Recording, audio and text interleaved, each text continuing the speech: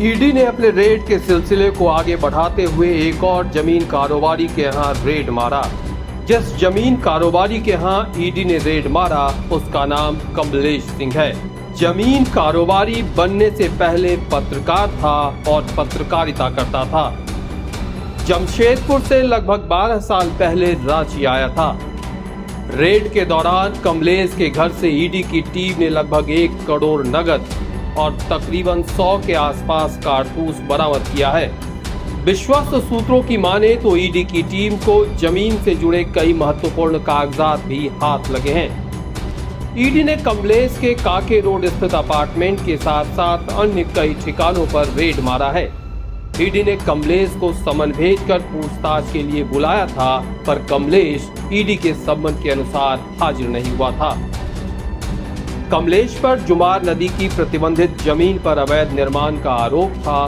कमलेश पर money laundering का भी आरोप है कि करोड़ों की जमीन हासिल करने के लिए फर्जी दस्तावेज का निर्माण करवाया था। ईडी ने जमीन की गड़बड़ी से जुड़े मामले में कमलेश के खिलाफ कई अहम सबूत इकट्ठा किए हैं।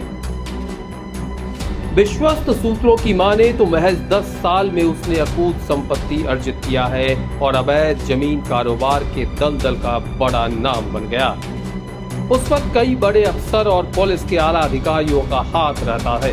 झारखंड के पूर्व डीजीपी के जमीन से भी जुड़े मामले में कमलेश का नाम सामने आया था। कमलेश के ऊपर ये पहला मामला नहीं है, इससे पहले भी कई आरोप लग चुके हैं। 2021 में नगरी के चामा में भी आदिवासी जमीन के जबरन कब्जे का आरोप लगा था, जिसमें पुलिस की कार्रवाई भी हुई थी। कांके लॉ कॉलेज से सटे रिंग रोड के पास 25 एकड़ गैर मजरूआ जमीन के कब्जे का आरोप लगा था।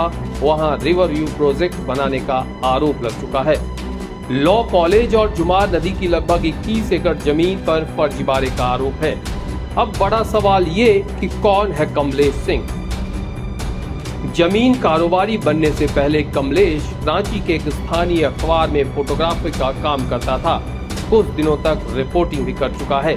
साल 2020 में नवंबर के महीने में कांके सीओ के निर्देश पर पहली बार जमीन गड़बड़ी के आरोप में कमलेश के ऊपर एफआईआर दर्ज हुआ था। इस पर बीएयू की अधिकृत जमीन के कब्जे का भी आरोप लगा है। जब जमीन गड़बड़ी का मामला तूल पकड़ने लगा था, तब इस मामले को एसीबी को सौंप दिया गया था।